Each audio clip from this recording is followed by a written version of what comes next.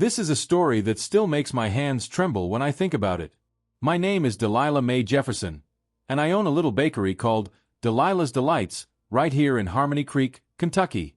It ain't much, just a cozy storefront with the scent of cinnamon and sugar spilling out onto Main Street. Baking ain't just a job for me, it's therapy, it's love, it's how I connect with folks. For the most part, life in Harmony Creek is predictable. Church on Sundays, potlucks after, Friday night football games under those too bright stadium lights. Folks here are generally kind, if a little stuck in their ways. But I've always been a believer in seeing the good in people, even when it's buried deeper than a pecan in a pie. Now, about 2 years ago, this quiet, older gentleman started coming into my bakery. Mr. Silas Abernathy. He was thin, almost frail, with eyes that seemed to hold a lifetime of stories he wasn't telling. He always wore the same faded blue overalls and a worn-out baseball cap pulled low over his brow. He'd shuffle in, usually late in the afternoon when the lunch rush was over, and just stand there, looking at the pastry display case like it held the secrets of the universe. He never said much. Just a quiet "afternoon, ma'am," or a murmured "thank you" if I held the door open for him. He'd always order the same thing. One day-old blueberry muffin. Just one. Paid for it with exact change, too, digging around in his pocket until he found the precise amount. Truth be told, seeing him like that, just buying that one lonely muffin, it tugged at my heart. Harmony Creek ain't exactly swimming in wealth, and I knew a lot of folks were struggling. I figured Mr. Abernathy was one of them. So, I started doing something. After he paid for his day-old, I discreetly slip him a fresh one, warm from the oven. Just a little something extra on the house, I'd say with a smile. He'd look surprised, his eyes widening just a fraction, but he never refused. He'd take the muffin, a single tear forming in the corner of his eye. Then he would mumble a thank you and be on his way. It became our routine. Every day, Mr. Abernathy would come in, buy his day-old muffin, and I'd sneak him a fresh one. Sometimes, I'd add a small piece of cake, or a couple of cookies.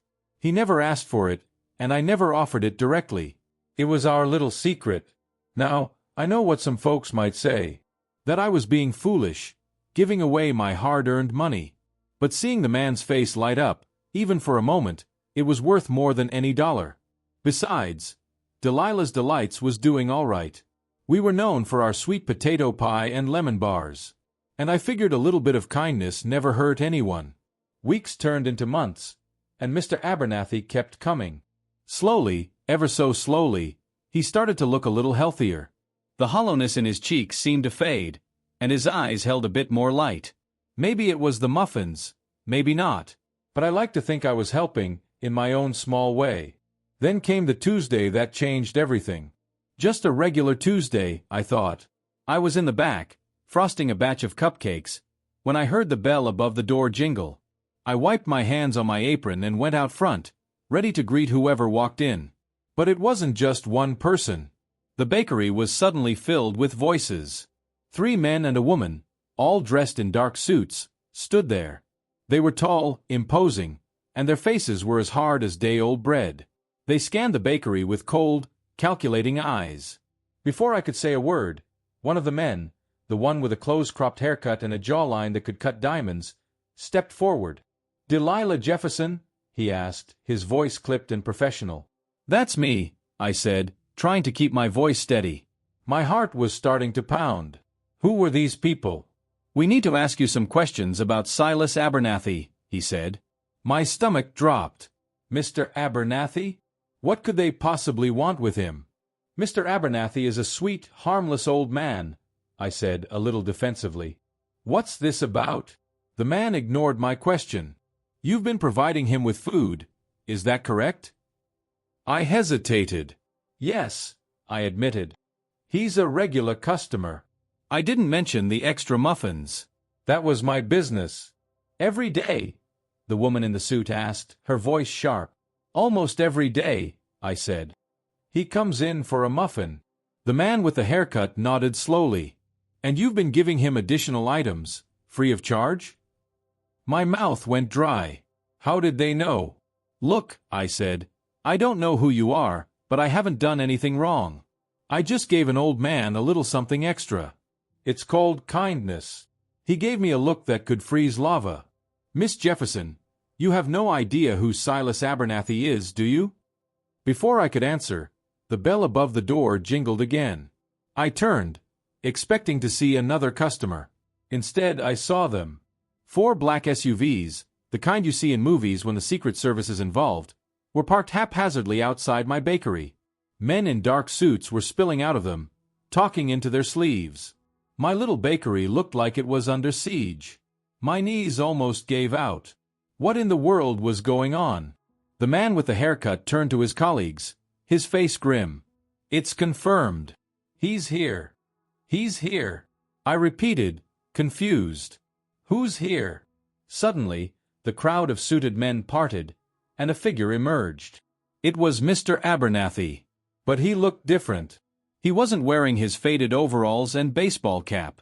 He was wearing a crisp, tailored suit, and his back was straight. He stood tall, radiating an aura of authority that I had never seen before. And he had a woman by his side. She was striking, with silver hair pulled back in a tight bun. She was wearing a power suit and had a grace about her that commanded respect. He walked straight towards me, his eyes meeting mine. "Delilah," he said, his voice deeper and more resonant than I remembered, and he smiled. I was completely speechless. This wasn't the Mr. Abernathy I knew. "Delilah," he continued, "I owe you an explanation." He paused, taking a deep breath. "My name is not Silas Abernathy. It's Silas Blackwood. And this is my wife, Eleanor." Blackwood. That name sounded familiar. My mind raced, trying to place it. Then it hit me. Silas Blackwood. As in, the Silas Blackwood.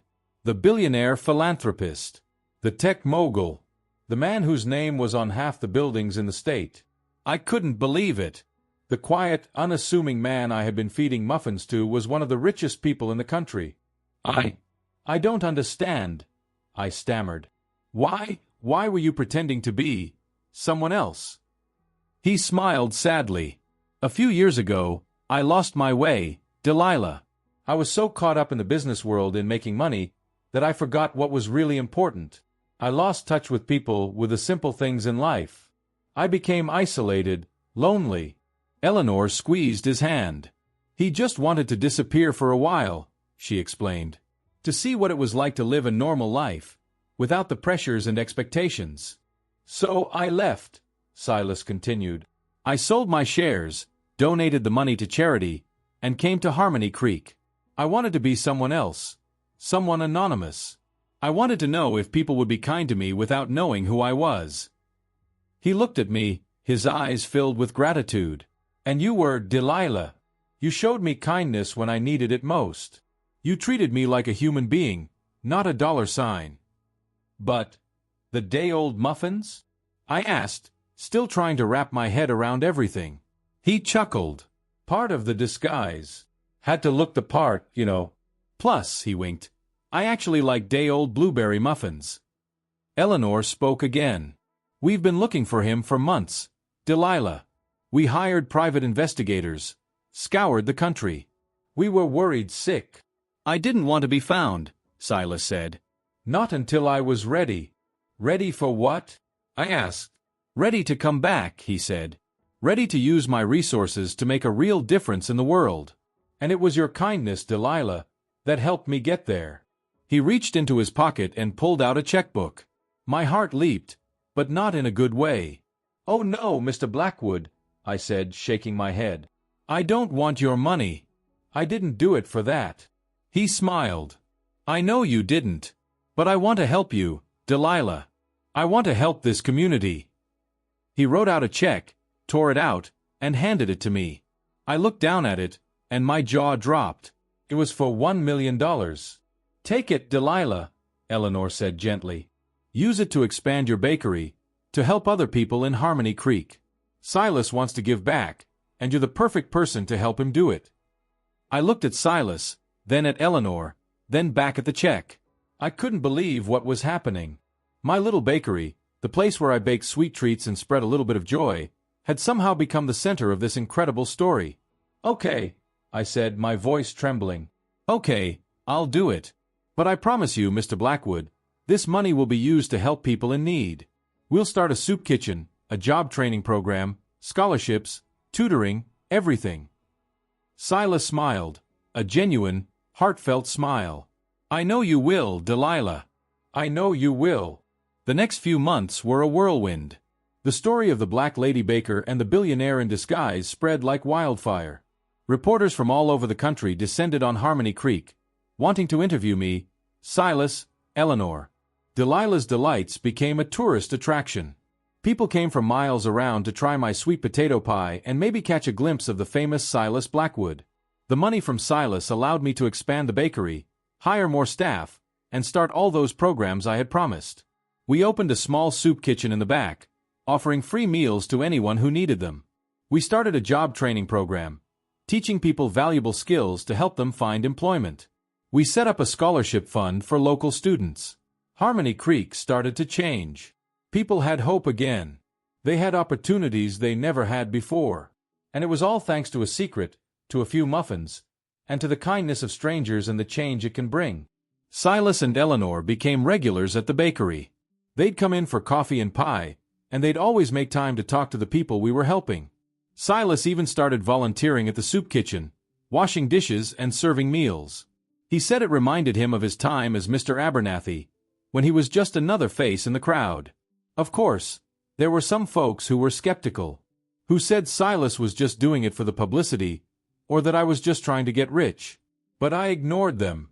I knew in my heart that we were doing the right thing. And every now and then, when things got tough, when I felt overwhelmed by the responsibility of it all, I'd remember the quiet old man who came into my bakery every day for a day-old muffin. And I'd remember the look on his face when I gave him a little something extra. And I'd know that even the smallest act of kindness can change the world.